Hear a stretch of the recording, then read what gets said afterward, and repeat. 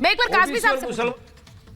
काज़मी साहब जरा बता दीजिए, वहां पर ऐसे बयान भी आ रहे हैं कुछ उत्तराखंड में जिसमें कहा जा रहा है कि भाई देखिए ये तो बांटने वाली एक पद्धति शुरू कर रहे हैं, क्या ऐसा है?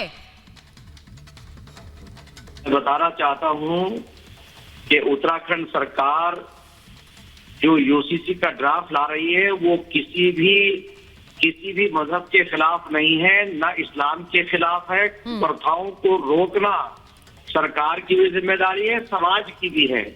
और मैं समझता हूं कि 3 तलाक इस्लाम का हिस्सा नहीं है। ये बिदात को दाखिल किया था, वो रुकना ही चाहिए था। ऐसे ही बहु विवाह इस्लाम का अनिवार्य हिस्सा नहीं है।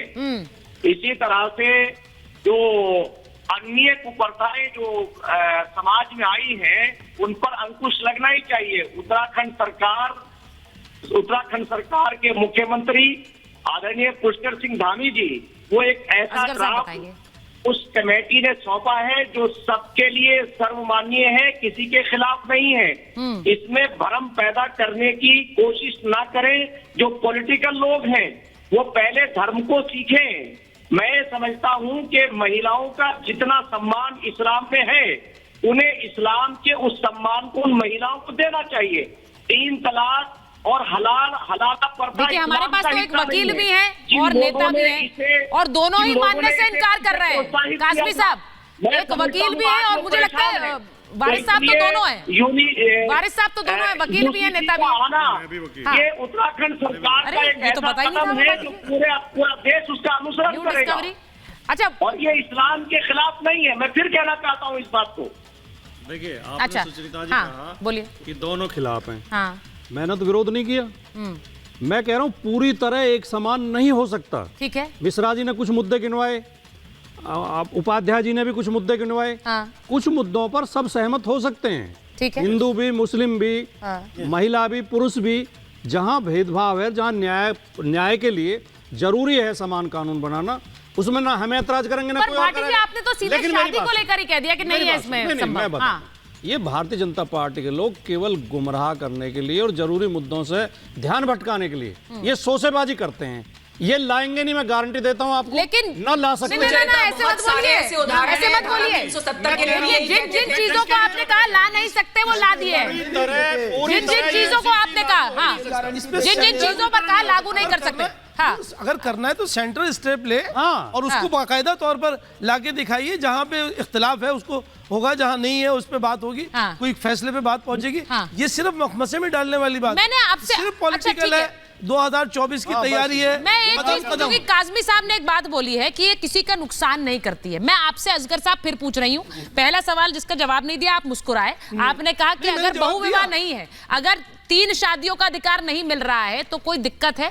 काज़मी साहब ने ये कहा कि ये इस्लाम में अनिवार्य नहीं है। इस्लाम में कोई चीज अनिवार्य की बात नहीं है, जो इस्लाम में है वो है। तो नुकसान क्या हो रहा है? नुकसान क्या हो रहा है असगर खान साहब? देखिए यूसीसी से नुकसान क्या होगा असगर जी का? सुनिए, अगर अरे भाई, फिर अभी जैसे वारिस साहब भी कह रहे थे कि आप किसी जगह पे किसी स्टेट का कानून कुछ है, किसी मजहब का कानून कुछ है, आप सबको मिला के कैसे बात कर सकते हैं? मैं अपना मजहब से हट के दूसरे कानून को कैसे मान लूंगा? नहीं मान सकता। नहीं, सुनिए, तो वही तो बात है। एक महिला गोद लेना चाहती है, उसके मजहब में वो अधिकार नहीं है। दूसरी महिला को वो देख रही है कि वो बच्चा गोद ले पा रही है, मेरा बच्चा नहीं, मैं गोद नहीं ले सकती हूँ, तो उसको अधिकार मिल रहा है या उसका अधिकार छीना जा रहा है? नहीं, उसके सब चीज के अल्टरनेट है। आप इस्लाम को पूरे गहराई में जाके उसकी स्टडी की है, हर चीज का अल्टरनेट है। आप अगर उसको कानूनी तौर पे नहीं ले सकते, आप उसको ले पाले, उसकी परवरिश करें। क्यों नहीं कर सकती परवरिश? मैं परवरिश कर सकते। काज़मी साहब, अब ये वो कह रहे हैं कि भाई हर चीज का ऑल्टरनेटिव है, आप क्यों, अगर अलग अलग विविधता है उसको क्यों आप खराब करना चाह रहे हैं?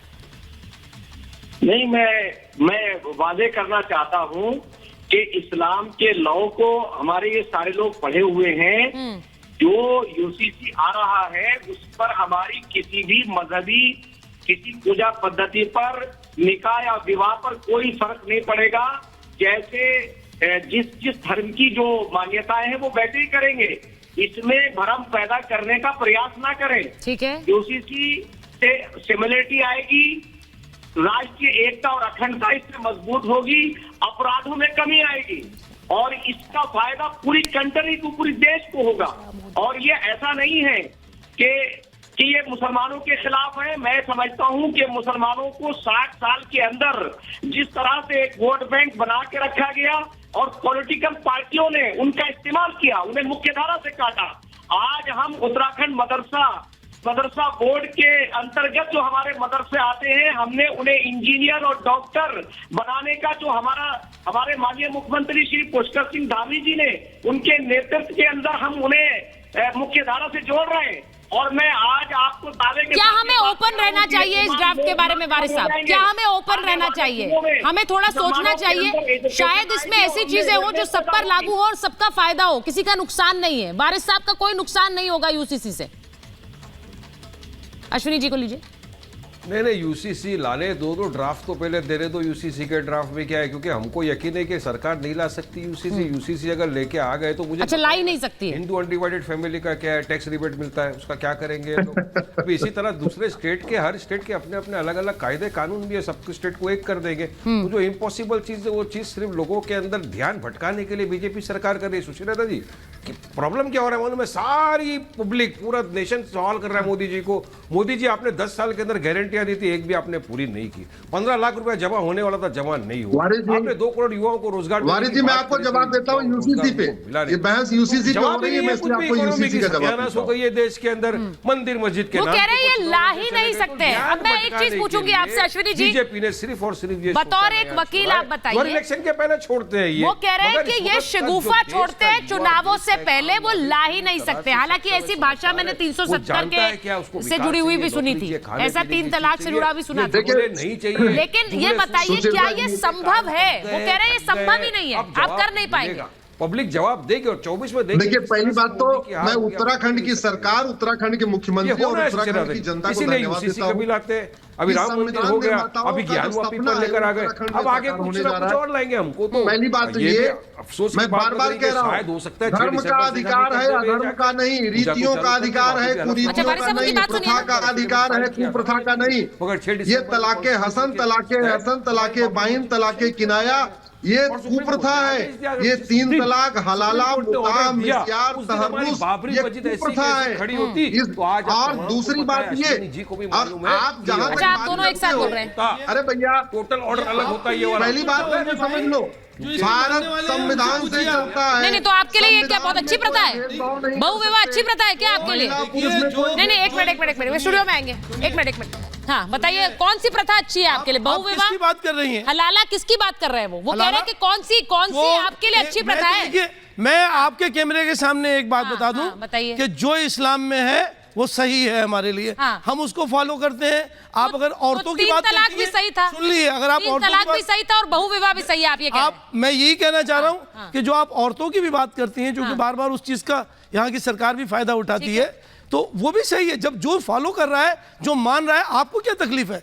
बताइए कितनी असगर साहब बहुत सी कुप्रथाएं होती हैं, ऐसा नहीं है। मैं इस्लाम की बात कर रही हूँ, हिंदू धर्म में भी अगर कुप्रथाएं हैं तो उन पर काम किया गया। उन्हें अगर कुप्रथा है तो उसे हटाने पर काम किया गया और होना चाहिए। मैं इसीलिए कह रहा हूँ, ये आपका या मेरा धर्म की बात नहीं है।